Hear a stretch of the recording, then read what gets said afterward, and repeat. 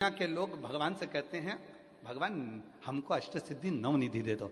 हम कहते हैं कि नवनिधि की जगह अगर आपने केवल नील निधि का मतलब होता है विश्वनाथ जी को, शंकर जी को, भोलेनाथ जी को, शंभुनाथ जी को अगर श्रावण के महीने में सोमवार पड़ जाए, श्रावण के महीने का सोमवार पड़े और श्रावण के महीने के सोमवार के दिन, श्रावण के महीने के सोमवार के दिन अगर नाग पंचमी पड़ जाती है और भगवान शंकर को एक कमल आता है श्वेत, एक कमल आता है नीला गुलाबी सा हल्का सा नील वर्ण का, एक कमल हल्का सा नीला जैसा गुलाबी सा दिखता है। वो कमल यदि शिव जी को मात्र एक समर्पित कर दिया जाए, सावन के महीने के सोमवार को पड़ने वाली नाग पंचमी के दिन अगर वो नील निधि के नाम से, हे भोले बाबा आपके जीवन की सारी जितनी निधियां हैं वो नील निधि में समाहित है, और उस नील निधि के भाव से मैं ये कमल दल आपको दे रहा हूं और बाबा को समर्पित कर कर वो कमल दल भगवान शंकर के मंदिर से लेकर आ जाओ, जिंदगी में कभी भूखे नहीं रहना पड़ेगा, सारी निधियां तुम्हारे पास में होगी, सारी सिद्धियां तुम्हारे पास में। वो नील निधि 33 वर्ष में बाबा जी 33 वर्ष में 6 बार सावन के सोमवार को नागपंचमी पड़ी है।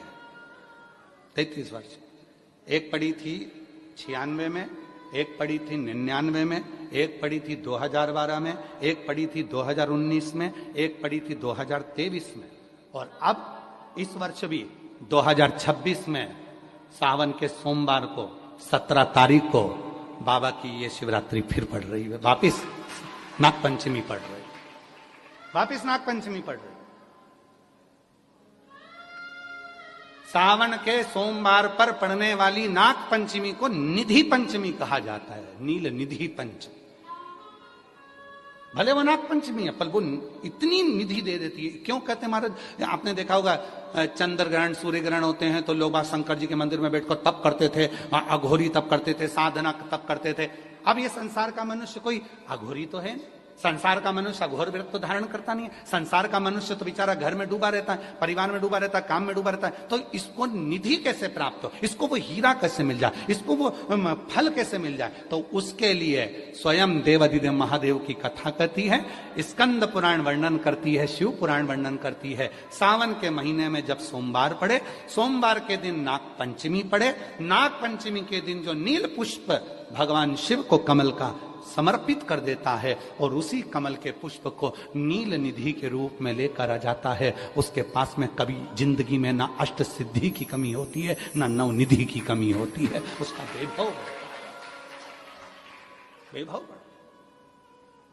जितने संसार के लोग कर्जे में, भले तुम्हारा बैंक का कर्जा हो, लोन का कर्जा हो, चाहे तुमने दुनिया में कहीं से भी कर्जा ले रखा हो, एक बार अभी 17 अगस्त को पड़ेगी, सोमवार को नागपंचमी 17 अगस्त, 33 वर्ष में ये 7वीं बार आ रही, बहुत रुक रुक के आती है सोमवार की, बहुत रुक रुक के, और ना जाने फिर अगला योग कब लगेगा। अगर मौका मिला है कर लो। और हमने यहां तक कहा यदि कमल का पुष्प ना मिले तो एक महाराज जी एक पुष्प होता है, वो नीले कलर का शंख जैसा होता है जो शिव जी को बड़ा प्रिय है। क्या बोलते हैं उसको, शंख पुष्पी, क्या वो नीलकंठ, हाँ एक नीले कलर का होता है। अभी तो यहाँ पर है नहीं, हम प्रयास करेंगे आपको उसका दर्शन कराए। चढ़ा है, लाओ चढ़ा है, लाओ लाओ।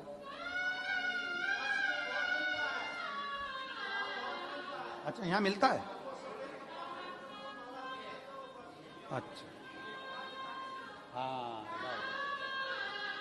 ये देखो, अगर मान लो तुम्हें नील कमल ना मिले, नील कमल प्राप्त ना हो, कहीं सरोवर तालाब में अभी बहुत बारिश हो रही है, कहीं जाना नहीं, नील कमल नहीं मिल रहा है, तो ये नीला पुष्प अगर आपको मिल जाए, एक बार नील निधि के नाम से शिव को समर्पित करना और बाबा को समर्पित कर कर उसी को वापिस लेकर आना। बाबा मेरे घर में अष्ट सिद्धि नव निधि निवास करे, कृपा करना।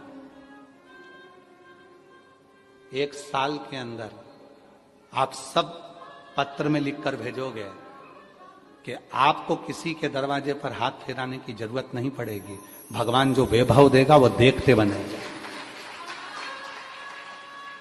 नील निधि,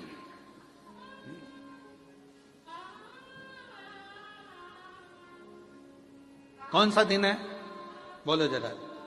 सावन के, जम के बोलो जरा, जम के बोलो। सावन के सोमवार पर यदि नाग पंचमी पड़े तो फिर हमें ना तो तप करना है, ना साधना करना है, ना कोई उपवास, ना कोई।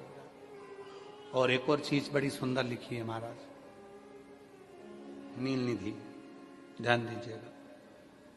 यदि डॉक्टर ने कह दिया तुम्हारे शरीर में कोई गठान है, बहुत बड़ा कोई रोग हो गया है, ये छूट नहीं रहा है, बहुत तकलीफ में पड़े हुए हो और मिट नहीं रहा, तब शिव जी के शिवलिंग पर एक दुर्वा, दुर्वा का मुख हो जलाधारी की ओर जहां से पानी बहता है। बेलपत्री, बेलपत्री का डंडी का मुख हो जहां से जल बहता, जलाधारी की ओर।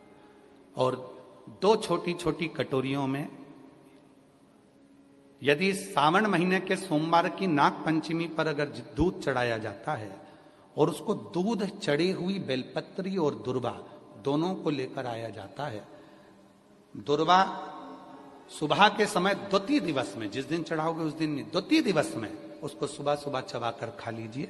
और बेलपत्री को जिस कक्ष में आप सोते हैं उस कक्ष में उसको रख लीजिए, कहीं पर भी, हमेशा के लिए। जो शरीर का रोग है वो धीरे धीरे मिटेगा ही, और 4 से 6 महीने के अंदर बड़े से बड़ा रोग सारी रिपोर्टें नील आकर सामने खड़ी होगी। ये कोई साधारण नहीं है सावन महीने का सोमवार उस दिन पड़ने वाली नाग पंचमी। आप सबको तो साधुता है, आपकी बार 17 अगस्त को पड़ रही है और बाबा की कृपा से आपको ये कथा श्रवण करने को मिल गई नील निधि की। रोग